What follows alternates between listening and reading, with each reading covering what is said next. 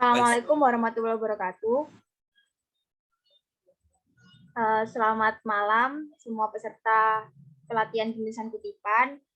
Pada hari ini kita bertemu pada sesi kedua, yaitu tentang praktik penulisan kutipan.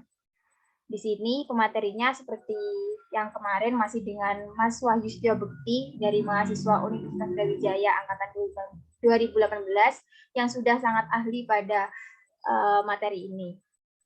Jadi mungkin bisa langsung dipraktikkan gimana penulisan kutipan karena kemarin sudah dijelaskan beberapa teori tentang apa itu kutipan, terus hal-hal yang harus diperhatikan, teknik mengutip atau yang lain. Mungkin bisa langsung saya serahkan kepada pemateri yaitu Mas Wahyu. Silakan Mas Wahyu.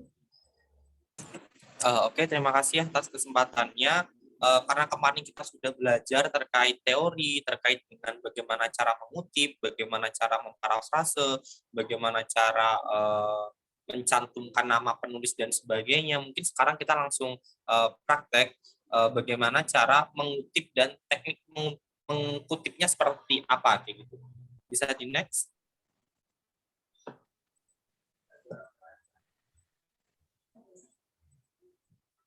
Oke, mungkin di saya masih belum ganti slide-nya. Oh, sebentar.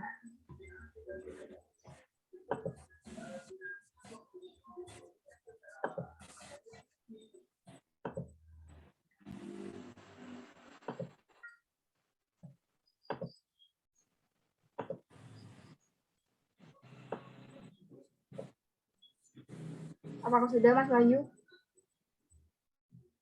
Oke, sudah. Jadi mungkin di sini aku mohon partisipasinya dari teman-teman ya. Jadi di sini ada satu jurnal. Nah, ini jurnal kan termasuk karya tulis ilmiah ya, yang kredibilitasnya cukup bagus dan bisa dikatakan paling tinggi. Jadi nanti di sini akan ada beberapa paragraf atau kalimat yang akan kita citasi kayak gitu. Mungkin bisa Mbak Moderator memilih untuk beberapa paragraf yang dikutip seperti itu. Nanti mungkin saya akan contohkan terlebih dahulu bagaimana cara mengutipnya. Oke, pendahuluan barusan nggak apa-apa. Oke, ini nggak apa-apa. Jadi mungkin di pendahuluan ya. Mungkin di kalimat pertama mungkin bisa diperhatikan masyarakat Indonesia dalam kehidupan sehari-hari memiliki budaya yang masih dominan akan unsur-unsur tradisional. Keadaan ini didukung oleh keanekaragaman hayati yang berasal dari berbagai ekosistem yang ada di Indonesia melalui sejarah panjang sebagai bagian dari kebudayaan.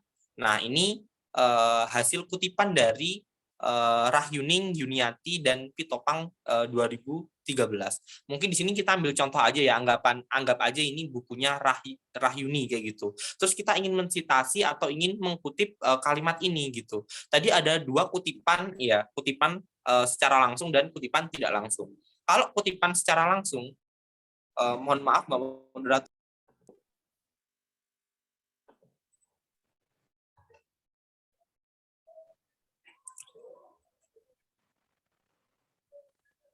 Oke, masih belum terlihat ya. Oke. Nah, ini aslinya seperti ini. Nah, untuk kan kita belajar ada kutipan langsung dan tidak langsung. Kalau kutipan langsung mungkin kita langsung bisa menulisnya seperti ini. Menurut Rahyuni, Yuniati, dan Pitopang 2013 mengatakan bahwa masyarakat Indonesia dalam kehidupan bla bla bla dan seterusnya sampai titik. Nah, itu kutipan secara langsung. Tapi saya mengatakan bahwasannya alangkah lebih baiknya jika kita menggunakan kutipan secara tidak langsung. Nah, kemarin kita udah belajar teorinya. Pertama, kita harus membaca dengan cermat. Kita harus membaca dengan cermat paragraf yang nantinya akan kita kutip. Seperti itu. Setelah kita membaca dengan cermat, kita menelaah, kita udah paham intisarinya, baru kita tulis dengan kalimat kita sendiri. Nah, ini mungkin udah dicontohkan oleh Mbak Dian ya, terkait dengan contoh penulisan kutipan. Mungkin yang pertama kutipan secara langsung.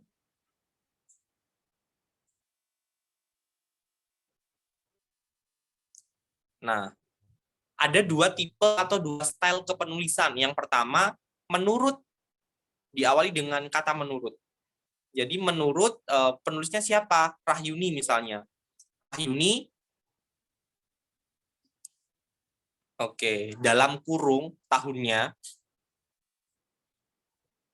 misalnya tahun 2013 kayak gitu. Tutup kurung. Nah, akhirnya kita bisa mengimbui dengan kalimat kita sendiri. Misalnya menurut Rahyuni, oh sorry ini karena penulisnya lebih dari 2 ya. Jadi Rahyuni DKK, jangan lupa ada Rahyuni embel-embel DKK. Nah, kalau cuma 2 orang, misalnya Rahyuni dan Yuniati, kita tulisnya Rahyuni dan Yuniati baru dalam kurung tahunnya. Nah, menurut Rahyuni DKK 2013 mengatakan bahwa masyarakat Indonesia, jadi kayak ada kata pengantar lah untuk masuk ke kalimatnya kayak gitu. Mengatakan bahwa masyarakat Indonesia bla bla bla sampai kebudayaan. Persis, ketiplek itu merupakan kutipan langsung. Nah, yang kedua, style-nya gimana? Style yang kedua sama masyarakat Indonesia bla bla bla baru ada nama penulis dan tahunnya seperti itu. Tapi biasanya kutipan langsung lebih sering menggunakan langsung di awal menurut bla bla bla tahun bla bla bla mengatakan bahwa atau dilansir dari Rahyuni DKK 2013 masyarakat Indonesia dan seterusnya seperti itu. Jadi kutipan langsung memang cenderung atau terlihat memang tidak memerlukan effort karena terlihat seperti menyalin kayak gitu. Jadi oleh karena itu legalitas ya seperti yang kemarin ditanyakan oleh salah satu peserta itu cukup dipertangguhkan seperti itu legalitas dan similaritasnya. Untuk selanjutnya kutipan tidak langsung. Nah ini yang butuh pemikiran lebih, butuh effort lebih dan butuh ketelitian dan pemahaman yang lebih tentunya saat kita menggunakan kutipan tidak langsung. Nah mungkin di sini teman-teman semua juga bisa sambil belajar. Kita sebelum mengutip, apalagi secara tidak langsung, kita harus baca berkali-kali kalimat atau paragraf yang akan kita kutip kayak gitu. Dan balik lagi tujuannya kita mengutip untuk apa kayak gitu. Misalnya tidak semua dalam paragraf itu kita tulis semua intinya, kadang hanya ada inti yang di tengah aja yang kita ambil. Karena keperluannya kebetulan memang kita tidak memerlukan yang banyak kayak gitu, hanya butuh satu data pembanding dan kalian hanya mengambil misalnya kalimat-kalimat yang ada di tengah gitu, tergantung keperluan sebenarnya.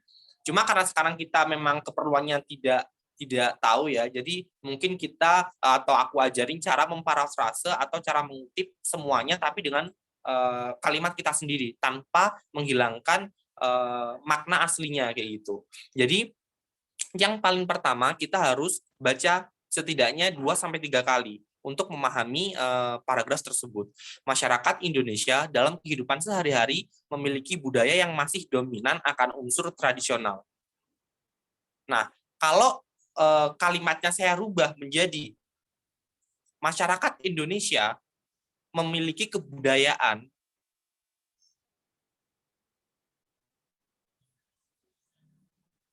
yang kental akan unsur tradisional.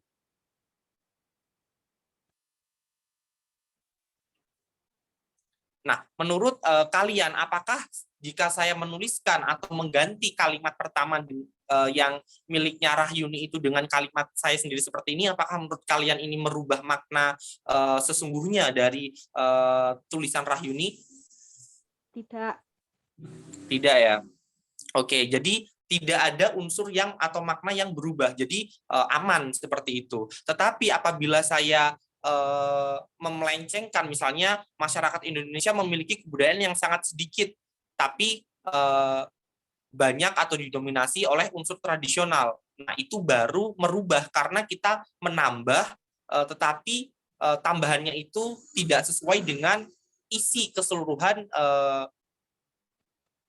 karya tulis yang akan kita kutip seperti itu. Jadi memang agak sulit, tapi kalau sudah terbiasa akan lebih mudah kayak gitu. Jadi kuncinya setelah kita membaca berkali-kali, mencermati, menelaah, kita coba tulis dengan kalimat kita sendiri, baru kita juga harus menelaah kalimat kita sendiri. Kira-kira kalimat kita sendiri itu maknanya sama nggak dengan penulis aslinya kayak gitu. Kalau maknanya udah beda, berarti kutipan kita salah seperti itu, atau kutipan kita tidak sesuai. Kita harus belajar lagi, harus mengulang lagi untuk menuliskannya dengan kalimat kita sendiri tetap, tapi maknanya tidak berubah.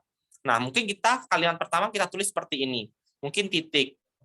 Nah, untuk selanjutnya kita lanjutkan, kita baca lagi ya yang asli. Keadaan ini diduga oleh keanekaragaman hayati yang berasal dari berbagai ekosistem yang ada di Indonesia. Selain pemanfaatan keanekaragaman hayati yang telah melalui sejarah panjang sebagai bagian dari kebudayaan menurut Rahyuni DKK 2013. Nah, kadang kalau emang keperluannya kita ingin cari introduction-nya aja, misalnya kita cuma cari buat apa ya, kalau kita misalnya membuat latar belakang di tulisan kita cuma butuh ini, ya udah kita ambil ini aja gitu. Tapi biasanya kalau kita udah mulai ke isi, nah kalimat keduanya Rahyuni ini bisa kita ambil.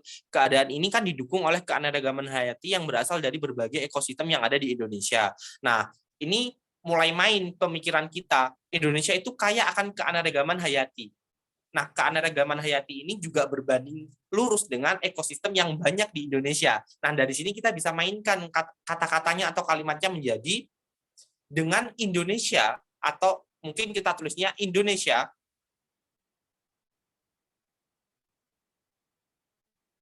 yang kaya akan keanekaragaman hayati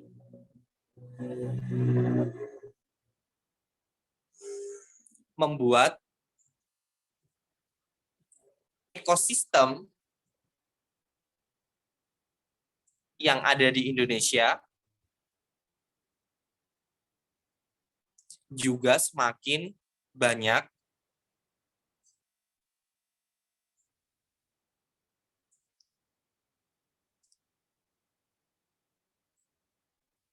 sehingga hal ini mendukung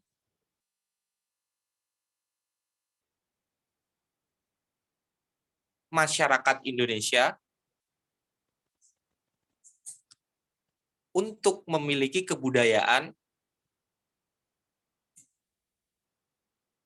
yang lebih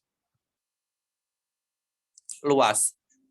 Nah, ini saya memparafrase dengan apa ya, dengan argumen-argumen saya lainnya yang didukung oleh kalimat pertama kayak gitu. Mungkin kalau untuk pemula bisa aja kita mengkutipnya hanya sampai Indonesia yang kaya akan keanekaragaman hayati membuat ekosistem yang ada di Indonesia juga semakin banyak kayak gitu.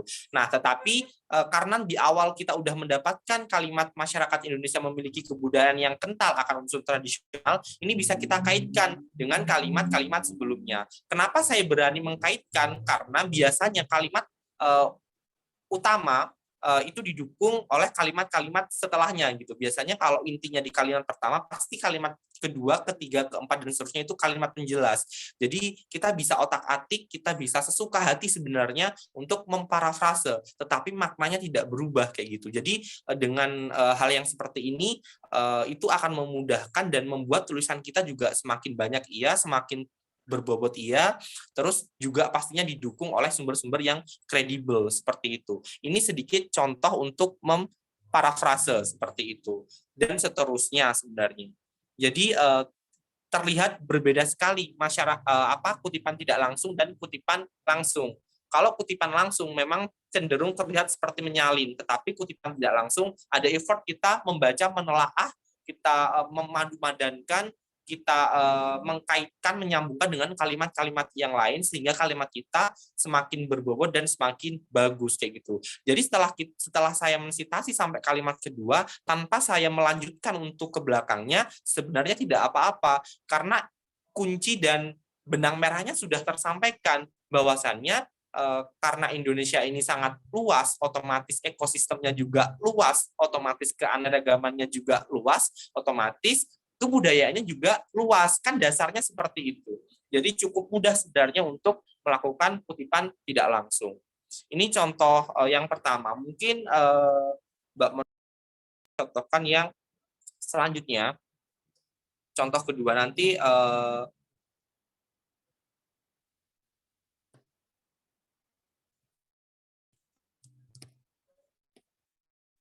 Oke.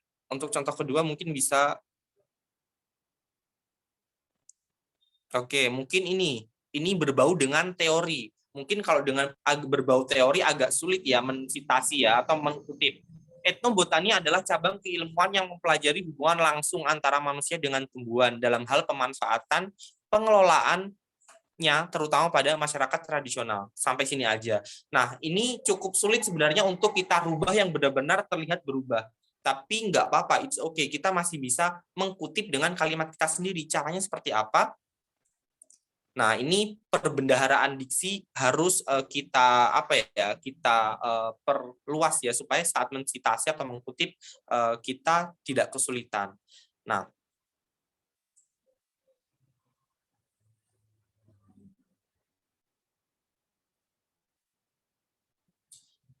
mungkin ini kalau ini langsung saya contohkan yang kutipan tidak langsung aja ya. Kalau kutipan secara langsung kan mungkin langsung udah bisa paham menurut atau DKK kayak gitu. Tapi kalau kutipan tidak langsung caranya seperti apa?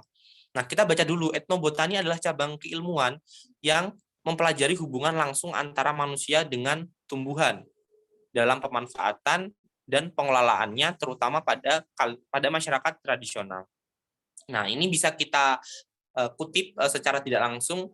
Ada banyak versi sebenarnya. Ada yang menggunakan permainan SPOK atau ada yang polanya tetap gitu, cuma diksinya aja yang berubah. Misal, etnobotani merupakan cabang ilmu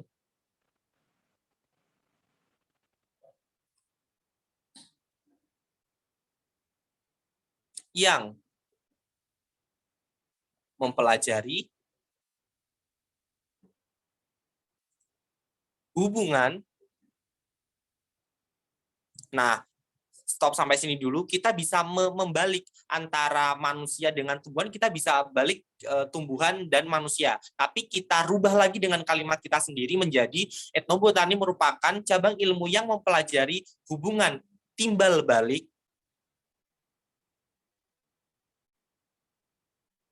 seperti. Nah, ini saya rubah struktur kalimatnya. Kita ambil yang belakang seperti pemanfaatan dan pengelolaan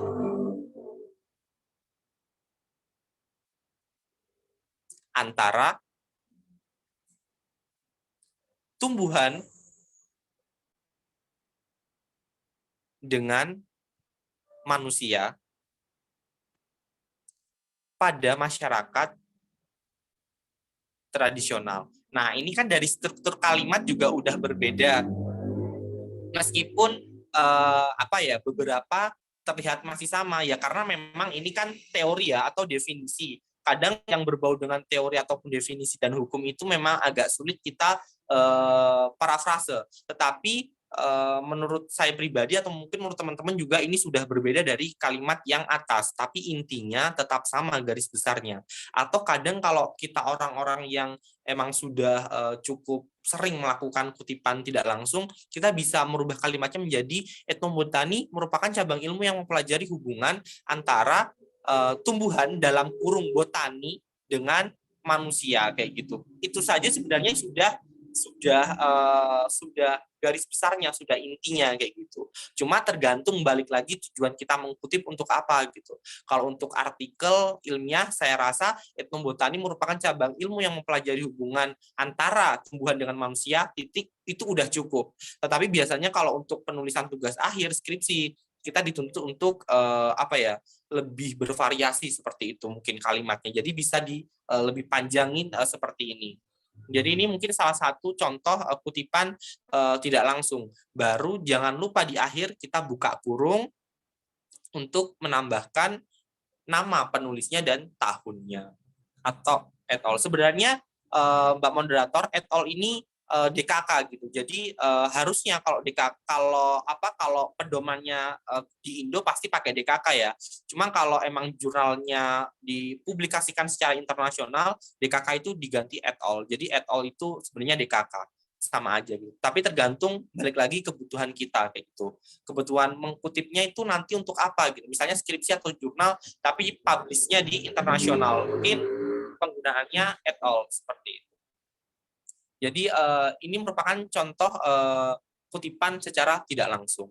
Mungkin sedikit saja yang bisa saya sampaikan terkait dengan contoh kutipan secara langsung dan tidak langsung. Semoga bermanfaat. Semoga teman-teman nanti juga bisa latihan sendiri untuk mengaplikasikan apa yang teman-teman sudah pelajari bersama saya. Saya kembalikan ke Mbak Moderator. Terima kasih. Baik, terima kasih Mas Wahyu atas penyampaian materinya. Sedikit diberikan tips and tricks serta contoh penulisan dari kutipan tersebut. Mungkin dari beberapa peserta yang ada di sini, dari pematerian yang sudah disampaikan oleh Mas Wahyu dari kemarin atau sekarang, apabila mungkin ada pertanyaan di luar dari sesi ini tidak apa-apa, mungkin nanti saya bisa kasih kontaknya Mas Wahyu, bisa diskusi langsung dengan Mas Wahyunya. Karena waktu sudah mulai malam, mungkin bisa saya akhiri untuk pertemuan kali ini. Terima kasih atas kehadirannya, atas kesempatan waktunya. Semoga materi yang sudah dijelaskan itu bermanfaat bagi Anda-Anda semua. Mungkin bisa saya tutup. Terima kasih juga Mas Wahyu atas kesempatannya. Semoga semua urusannya bisa lancar. Mohon maaf apabila ada kesalahan dari saya ataupun Mas Wahyu. Terima kasih. Wassalamualaikum warahmatullahi wabarakatuh. Waalaikumsalam warahmatullahi wabarakatuh.